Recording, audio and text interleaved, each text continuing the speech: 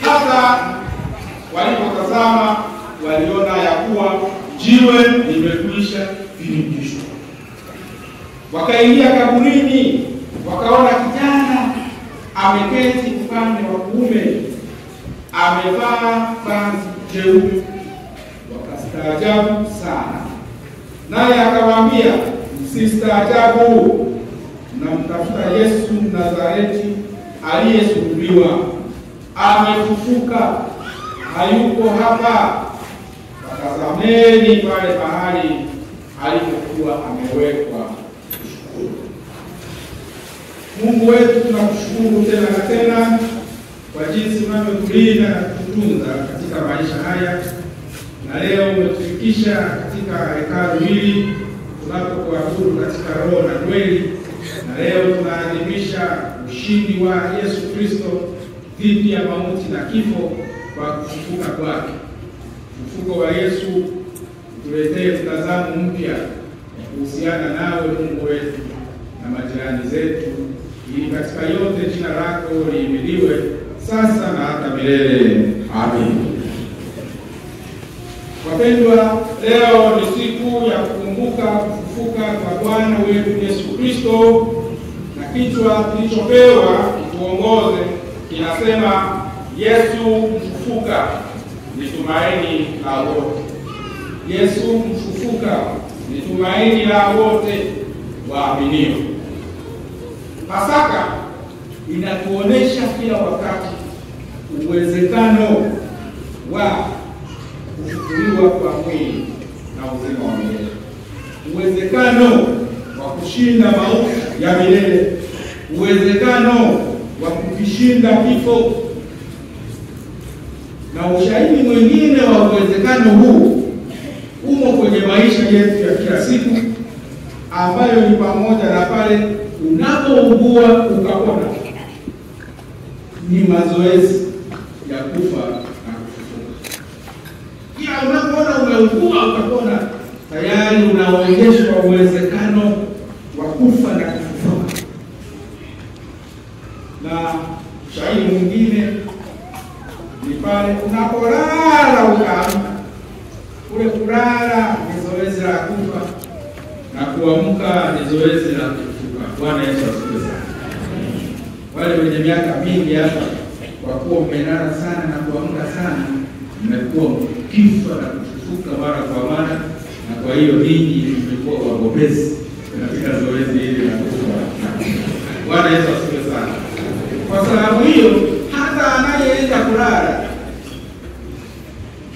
pengine kwa sababu ya imani, usiseme ulale salama, umwambie uwe salama.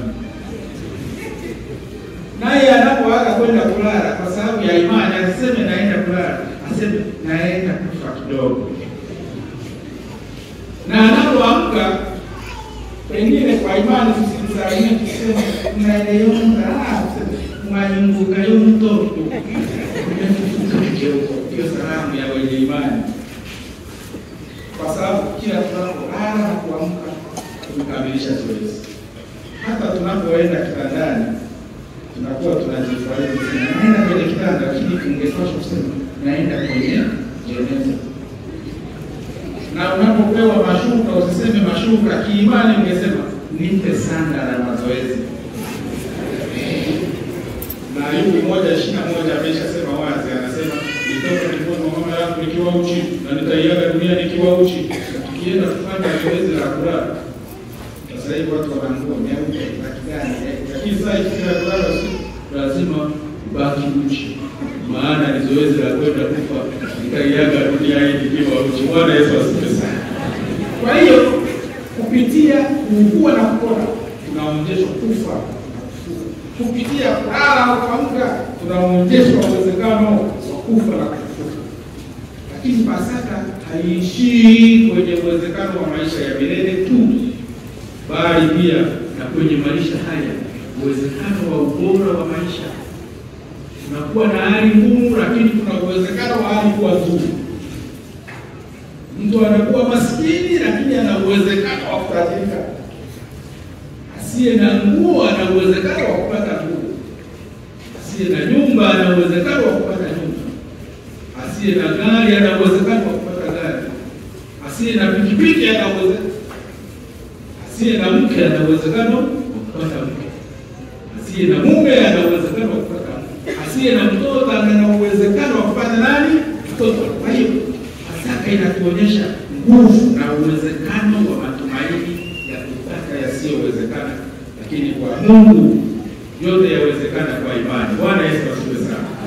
Ndio maana tuna wimbo unasema yote yawezekana kwa imani, yote yawezekana kwa yawezekana kwa imani, yote yawezekana kwa imani. Kwa hiyo uwezekano huu wa Pasaka unatuonyesha pia uwezekano wa kuboresha maisha badala ya kuharibu maisha.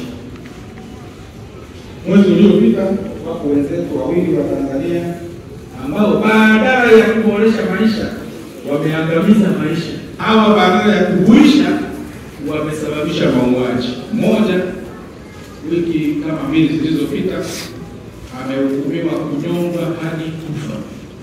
Vyombo vya kijamii vimetoa habari zake.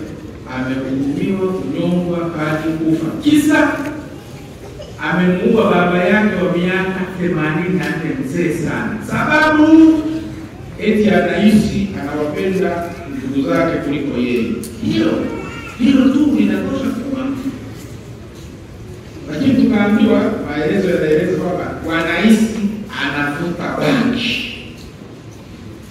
Na kanuni mojawapo ya bangi ni mbaya, wanaovuta tuliambiwa wanaanza kwa kanuni inayosema bangi ni bangue, ni mbangue mama yangu.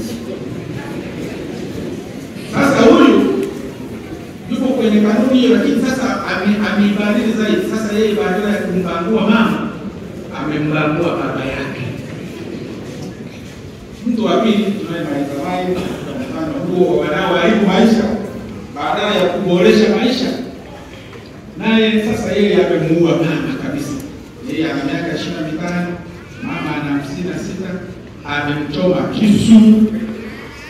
Kisa eti mama anamzuia kuja usiku.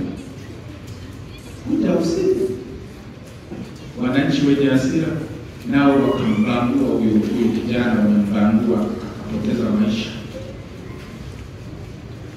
Mungu atusaidie turudi katika neno la Mungu, tuone maana ya Pasaka kwamba ni kuisha badala ya kuua, ni kuleta matumaini ya ubora wa maisha badala ya kuharibu maisha, ni kuwa baraka kwa wengine badala ya kuwa laana kwa wengine. Bwana Yesu asifiwe sana. Yaliyompata Yesu tangu kuzaliwa kwake, kija kwenye kuishi kwake, kaja kwenye kuteswa kwake, ukaja kwenye kufa kwake, ukaja kwenye kufufuka kwake, yanatoa ujumbe wa kuwa watu hasa maadui na waovu watajua baadaye. Hiyo ujumbe tunaoona kuanzia kuzaliwa, kuishi, kuteswa, kufa, ni kama ujumbe unaosema watajua baadaye. Hebu naweza sema neno hiyo, watajua baadaye. Na watajua baadaye kwa sababu umemwamini na kumtegemea huyu Yesu mfufuka aliyetumaini la wengi. Umwamini huyu Yesu na kumtumaini kila sekunde. Sekunde inaenda. Fikiria, ya kumwamini kila inapofanyika. Bila kukoma, kumwamini na kumtegemea kila dakika, kila saa, kila siku, kila juma, kila mwezi, kila mwaka, miaka yote ya uhai wako.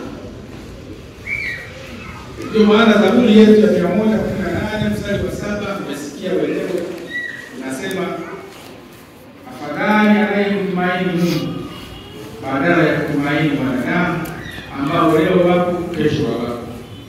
Na anaendelea kusema kwa kumtumaini Mungu hata maadui zake wameshindwa. Bwana Yesu asifiwe sana. Yesu alimtafuta akiwa mtoto akina Herode ili wamwangamize asikuwa ufalme wao, lakini Mungu akaingilia kati.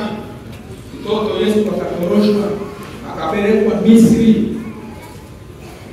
Ndipo adui na wenzake na Herode wakajua baadaye kwamba huyu sio mtu wa kawaida. Bwana Yesu asifiwe sana. Na ndio maana tunawimbo wanasema acheni Mungu aitwe Mungu, maana wanaomtumaini anawalinda kwa namna ya ajabu. Bwana Yesu asifiwe sana.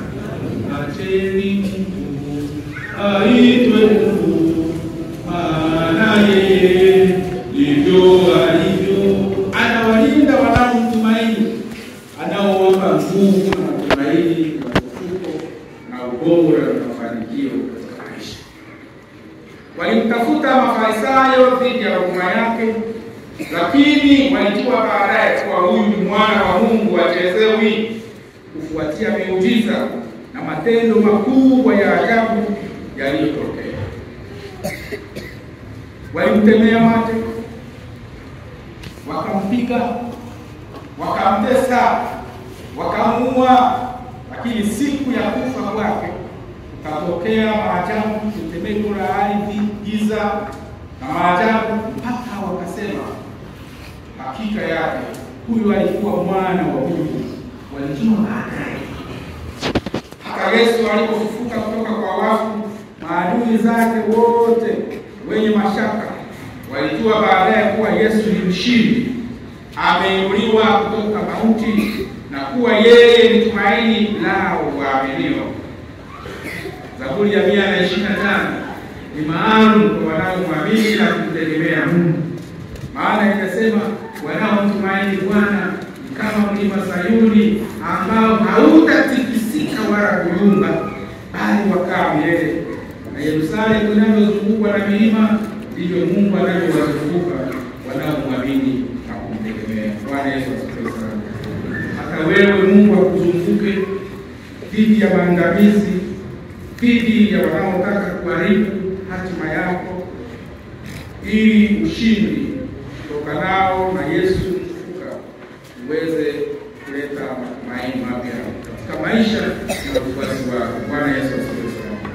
Hata wale akina mama walioenda kutaka mwili wa Yesu wakidhani ni maiti, walijua baadaye kwamba ameshafufuka na amewatangulia baadaye watangazie watu wote habari hizi kubwa na za mageuzi ya kiroho katika maisha ya wenyeji wa dunia. Mungu akiwa tumaini letu, tunapata ushindi kiasi cha maadui kujua baadaye kuwa wote ni jeshi kubwa lenye ngao na silaha. Maana wewe unaye Yesu aliye tumaini la waaminio, yeye ni mshindi dhidi ya shida zote. Ilikuwa hivyo hata kwa Yusufu. Ndugu zake walimwonea wivu, wakaona afadhali wamuue, lakini wengine wakasema tusimuue, tumuuze kwa wafanyabiashara wa Kiarabu kutoka Misri. Maskini huyu amefika Misri, mke wa Potifa akamtamani, na Yusufu akasema sitavunja amri za Mungu, sitazini.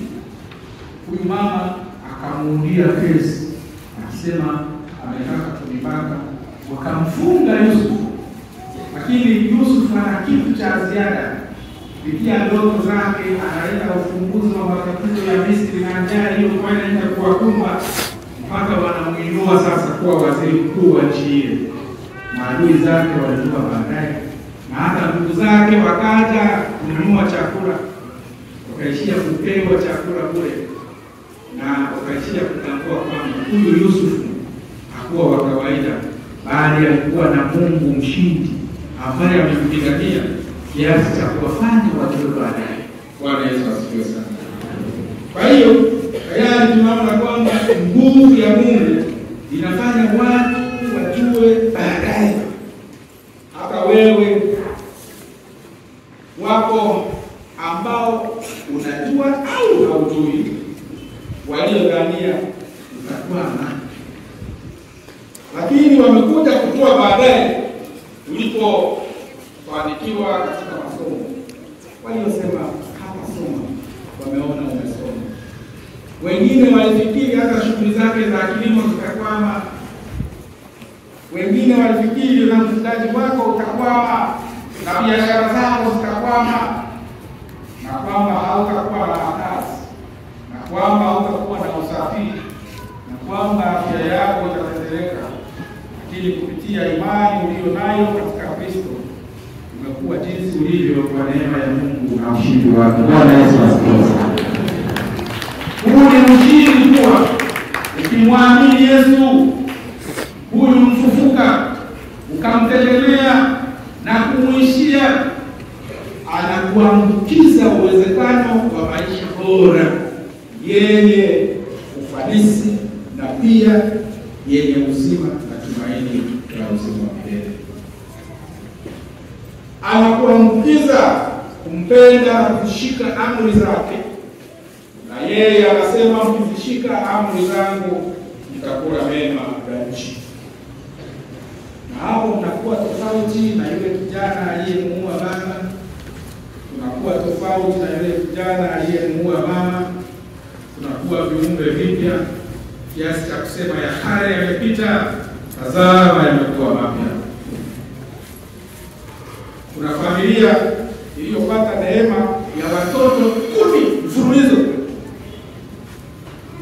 kiasi cha kusema kwa lugha ya Kiaya, kwa lugha ya Kiaya anayezaa kwa kufananisha watoto wanasema na baninga.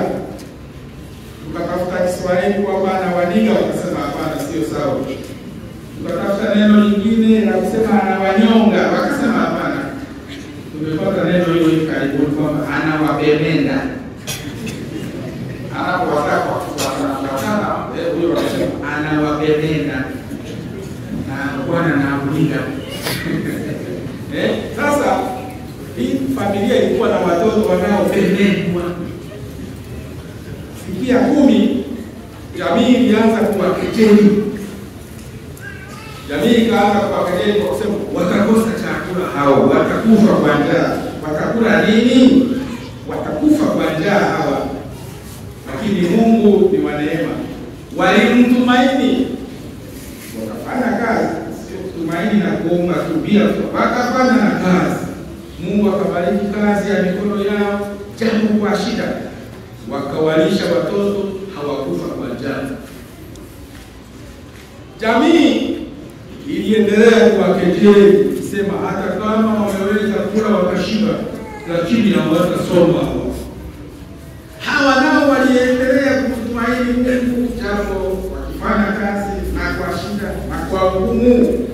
Watoto wakasoma shule, wakafanikiwa, tena wakashinda, wakaenda shule za juu. Jamii ikawaambia, ukisema hata kama wamesoma wote hawa, lakini hawawezi kupata kazi wote hawa. Mungu aliye wa ajabu, wakapata ajira tena nzuri mno hawa waliokuwa wamependwa. Siku moja wakati wa sikukuu kama hii ya leo, watoto wote walikuja nyumbani na magari yao makubwa mazuri ya kisasa. Kijiji kilitaharuki. Waliokuwa wanawakejeli wakageuza kibao na kusema, oh, ni wale watoto wa familia iliyobarikiwa. Mungu asifiwe sana. Tushangilie Mungu. Familia iliyokuwa inaonekana kama ni duni, isiyofaa, inayopendeza, ndio familia barikiwa. Ndio maana ukimwamini na kumtegemea Mungu, japo unaweza kupita kwenye shida, lakini Mungu anaweza kubadili machozi yako ya shida kuwa machozi ya furaha. Bwana Yesu asifiwe. Wakati ulifika watu wanaokejeli na kudharau wakajua baadaye kuwa Mungu akiamua anageuza maskini kuwa tajiri, anageuza maiti kuwa hai, anafufua waliokufa, anahuisha, analeta matumaini ng'ambo ya shida, ng'ambo ya ugonjwa ulio nao. Yeye analeta matumaini ng'ambo ya visima na huzuni ulizonazo. Analeta matumaini ng'ambo ya kukataliwa na kudharauliwa, ng'ambo ya magomvi. Badala yake analeta amani, analeta mabadiliko ng'ambo ya wasiwasi na mashaka na huzuni. Analeta mageuzi yanayofanya njaa ishibe, yanayofanya silaha za vita ziwe majembe ya kulimia. Bwana Yesu asifiwe sana. Anabadilisha hata chuki kuwa upendo katika familia, katika maeneo ya kazi, kati ya wazazi na watoto, kati ya mke na mume, kati ya wanajamii, majirani na kadhalika. Waumini wa jumuiya wanaweza kuwa wamoja tena, hata kama wako wasiopatana, wanamkaa, wanaangalia, wanaweza kuwa wamoja tena, kwa sababu huyu anayefufua wafu anaweza kufufua na kubadilisha chuki kuwa upendo. Bwana Yesu asifiwe sana. Na ndiyo maana tunasema kwamba huyu aliye chanzo cha mabadiliko ndiye anayeweza kutufanya tuimbe ule wimbo wa kuona Mungu ametenda, na hivyo kumshukuru. Huo wimbo ni mzuri, maana unasema pengine sijui ila mimi Bwana ninajua umenitendea. Pengine sijui ninajua umenitendea. Bwana nimerudi tena, Yesu nakushukuru. Pengine sijui ila mimi Bwana ninajua umenitendea. Endelea kumshukuru Mungu wako. Hausemi nimeangalia wengine. Usiangalie wengine waliotendewa. Anasema pengine sijui yanayohusu jirani yangu. Siangalia aliyo nayo yeye, naangalia mimi aliyonipa mimi, kiasi na uhai ulio nao. Ndipo anasema pengine sijui ila mimi Bwana ninajua umenitendea. Bwana nimerudi tena, Yesu nakushukuru. Sijui ila mimi Bwana nimejua umenitendea. Ninajua umenitendea, na huyo aendelee kutendea. Na kama mlivyoimba leo, kukushukuru. Sasa tuone tutakavyokushukuru leo. Maana wameimba vizuri. Pengine sijui ila mimi Bwana ninajua umenitendea. Bwana nimerudi tena, Yesu nakushukuru. Pengine sijui ila mimi Bwana ninajua umenitendea. Mungu akusaidie mshukuru kwa upya, maana yako mengi aliyokutendea, na akupe neema ya kuyahesabu na kuyaona badala ya kuangalia kwa majirani. Tatizo linalotuharibu kila mara kuangalia fulani anaahidi mimi sina, lakini kuna wewe una hilo nalo mwenzako ana. Bwana Yesu asifiwe. Kwa sababu Mungu hampi mtu kila kitu na hamjibi kila kitu. Unakuta kuna mikoa inachota sana lakini ina hela. Sisi huku tunahaja hewa nzuri sana lakini hakuna hela nyingine. Kwa hiyo anatoka katika hewa nzuri bila hela. Lakini wengine wameopa choto kali lakini na hela nyingine. Mungu akupe yote. Ukiwa mfupi sana anakuwa maneno mengi. Na ukiwa mrefu sana anakunyima maneno mengi. Kwa hiyo ndio maana unalo la kumshukuru Mungu. Ndio maana na ibada anasema pengine sijui. Ni kama ambavyo walioona ufufuko wa Yesu wakasema pengine hatujui. Tunalojua Yesu amefufuka. Bwana Yesu asifiwe sana. Pengine hatujui kifo kimeshindwa. Bwana Yesu asifiwe sana. Pengine hatujui tumaini la na ufufuo ipo, hata wengine. Ndio maana nasema acha kuangalia mengine, angalia huyu Yesu aliye tumaini lako dhidi ya changamoto, dhidi ya shida, dhidi ya kila mahangaiko ya kila aina. Wewe shikamana na Yesu, ufikie hatua ya kusema mengine sijui, ila Bwana anafanya nini? Amen. Na kwa hiyo somo la baraka leo tunamaliza nalo linatuondolea mashaka pale linaposema kwamba hata mbegu lazima ioze ndipo iote. Lazima uteseke lakini ukiwa na matumaini baadaye. Lazima ufe ndipo ufufuke.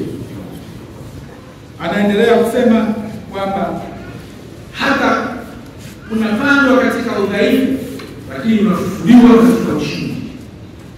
Na wapo wengi ambao wameshuhudia udhaifu lakini wakawa washindi. Mmoja ninayekaribia kumaliza naye ni mmoja ambaye ni mzee aliyekuwa akisafiri kwenye basi. Kumbe ameibiwa nauli. Jana wezi wale wanaoharibu maisha wameisha kuibia nauli mzee wa watu, akafunuliwa lugha ambayo iliwashtua wezi. Maana alisema, jamani, nimeibiwa nauli, lakini nikafanya ile niliyofanya mwaka wa 67. Hawa wezi wakarosa mwaka 67 alifanya jambo gani? Maana akafanya mwaka 67 akarudisha. Baadaye wakaenda kupoti, nashukuru nimepata fedha zangu, mbarikiwa. Basi zina nikashangilia. Baadaye wale walioiba wakawa wanaongea naye. Sasa mzee, mwaka 67 ulifanya kitu gani? Akasema, wanangu, niliibiwa nikalazimika kushuka na kuanza kutembea kwa mguu. Wakasema tumepoteza asingeroga.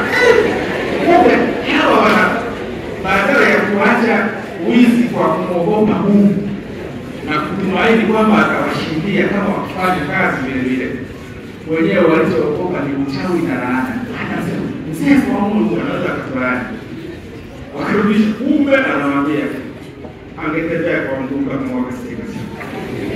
Lakini Mungu amemtoa kwenye udhaifu ule wa kuja kutembea kwa mguu, akamwezesha kupitia hofu iliyojitokeza, lakini ikaleta ushindi. Bwana Yesu asifiwe. Bwana akubariki kuone ufufuo wa Yesu kama nguvu ya matumaini mapya dhidi ya kifo, dhidi ya mashaka, dhidi ya maadui, dhidi ya madhaifu yote. Muamini Yesu, kumtegemea Yesu mfufuka awe ngao yetu, awe kinga yetu tunapokuwa hai au hata katika mateso na kuelekea kwenye kifo. Yeye Bwana alibariki neno lake sasa na hata milele. Amen.